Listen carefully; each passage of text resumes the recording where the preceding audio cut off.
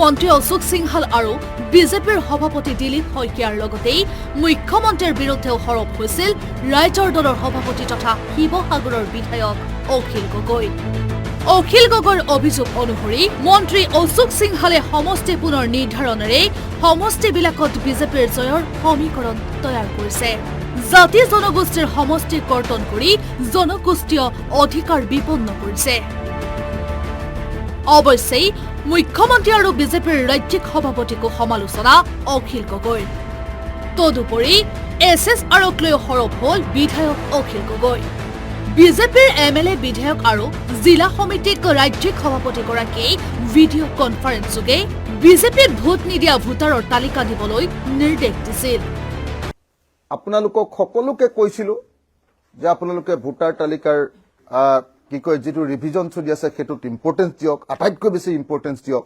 আৰু তেখেতে ক'লে যে এতিয়া আমাক 12 তাৰিখৰ ভিতৰত আপোনালোকৰ সকলো MLA বিলাক এনেকৈ কৈছে, সকলো MLA, সকলো ডিস্ট্ৰিক্ট সভাপতি আৰু মণ্ডল সভাপতিয়ে বুথ ভিত্তিক সেইবিলাক ভোটাৰৰ নাম আমাৰ হাতত দিব লাগিব যিবিলাক ভোটাৰে বিজেপিক ভোট নিদিয়ে।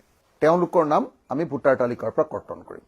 ৰাজ্যিক বিজেপিৰ সভাপতিগৰাকীয়ে ভিডিঅ' কনফাৰেন্স যোগে দলীয় নেতা কৰ্মীক দিয়া গোপন তথ্য ফাদিল কৰিছিল এনেদৰে অখিল গগৈয়ে।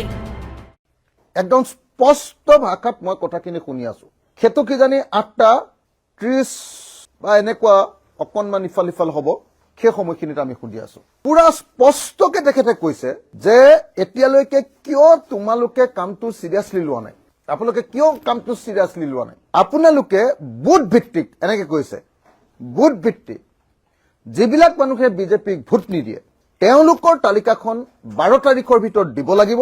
নিৰ্দেশ দিছে MLA বিলাকক, নিৰ্দেশ দিছে জিলাৰ সভাপতি বিলাকক আৰু নিৰ্দেশ দিছে মণ্ডল সভাপতি বিলাকক বিজেপিৰ, যে বিজেপিৰ য'ত ভেটি দুৰ্বল, য'ত ভোট নিদিয়ে সেই অঞ্চলৰ বুথ ভিত্তিক তোমালোকে আমাক কাটিবলগীয়া ভোটাৰৰ নাম তালিকাখন দিয়া আৰু 12 তাৰিখৰ ভিতৰত দিব লাগিব, এনেকৈ কৈছে। মন্ত্ৰী অশোক সিংহালক দিয়া নিৰ্দেশনা ভিডিঅ' কনফাৰেন্সত ফাদিল হৈছিল। 26ৰ নিৰ্বাচনৰ সময়ত 4 জানুৱাৰীত বিজেপি নেতাৰে ভিডিঅ' কনফাৰেন্স কৰিছিল সভাপতি দিলীপ শইকীয়াই।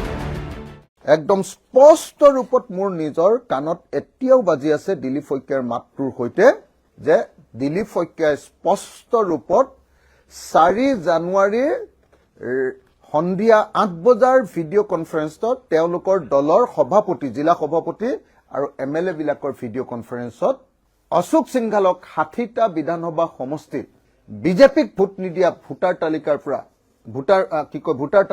বিজেপিক ভোট নিদিয়া ভোটাৰসকলৰ নাম কাটিবলৈ দায়িত্ব অৰ্পণ কৰা বুলি স্পষ্টকে কৈছে। আৰু বাকী মন্ত্ৰী, MLA, জিলা সভাপতি, বিজেপিৰ জিলা সভাপতি আৰু বিজেপিৰ মণ্ডল সভাপতিসকলক অহা 12 তাৰিখৰ ভিতৰত বুথ ভিত্তিক তালিকা, বিজেপিক ভোট নিদিয়া মানুহৰ তালিকা দিবলৈ আৰু তেওঁলোকৰ নাম যাতে কৰ্তন কৰিব পাৰে তাৰ কাৰণে 12 তাৰিখৰ ভিতৰত তালিকা দিবলৈ নিৰ্দেশ দিছে। 26ৰ ৰাজনীতিক লৈ বিজেপি দলৰ সভাপতি তথা দলেই নিৰ্বাচনী আয়োগৰ সহযোগতেই গণতান্ত্ৰিক ব্যৱস্থা ধ্বংস কৰিবলৈ গৈ আছে বুলি গুৰুতৰ অভিযোগ এয়া অখিল গগৈৰ। অখিল গগৈৰ এই গুৰুতৰ অভিযোগৰ পিছত মুখ্যমন্ত্ৰীয়ে বিধায়ক অখিলক উভতি ধৰিছে। মুখ্যমন্ত্ৰীগৰাকীয়ে ক'লে, অখিল গগৈৰ ফেচবুক লাইভ চাই ভাল লাগে। আমাৰ মানে মন্থন বেয়া লাগিলে আমি গান শুনো নে নাই, তেনেকে মন্থন বেয়া লাগিলে অখিল গগৈ প্ৰেছ কনফাৰেন্স শুনিব, ফেচবুক লাইভ শুনিব, মানুহক জহনি কুকুৰ চব গালি পাৰে। গতিকে তেওঁৰ এইটো এনজয় কৰা বস্তু, আপোনালোকে এইটো এনজয় কৰিব আৰু চিৰিয়াছ নহ'ব। অখিল গগৈ প্ৰেছ মিট, অখিল গগৈৰ ভাষণ, অখিল গগৈৰ ফেচবুক লাইভ, যেতিয়া আপোনাৰ মনটো বেয়া লাগি থাকিব তেতিয়া চাব। তদুপৰি মুখ্যমন্ত্ৰীগৰাকীয়ে ক'লে, অখিল গগৈৰ ফেচবুক মই সদায় ৰাতি চাওঁ। মন বেয়া লাগিলে অখিলৰ ফেচবুক খুলি চালে মনটো ভাল লাগে। অখিল গগৈৰ কথাত কোনেও কতো গুৰুত্ব নিদিয়ে। মন বেয়া লাগিলে অখিলৰ সংবাদমেল শুনিবলৈ মুখ্যমন্ত্ৰীৰ আহ্বান।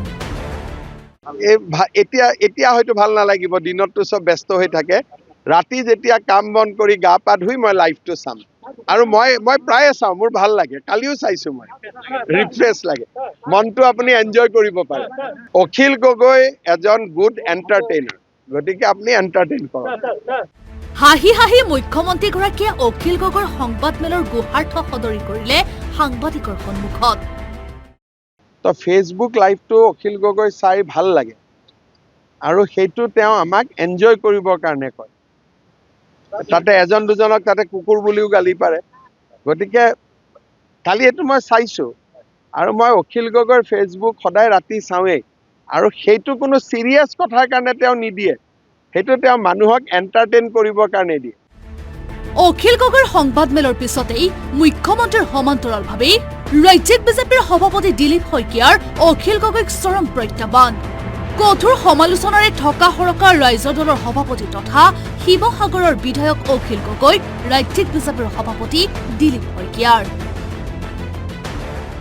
মিয়া ভোট যাতে বেছি পাব পাৰোঁ, তেওঁলোক যেন মিয়াৰ ৰক্ষক, সেই কথাটো আকৌ এবাৰ তেওঁলোকে ক'বৰ কাৰণে এই ধৰণৰ এটা মানে ভুৱা নেৰেটিভ সৃষ্টি কৰিবৰ কাৰণে তেওঁলোকে প্ৰয়াস কৰিছে। নিশ্চিতভাৱে অসমৰ ৰাইজ বহুত সজাগ হ'ল।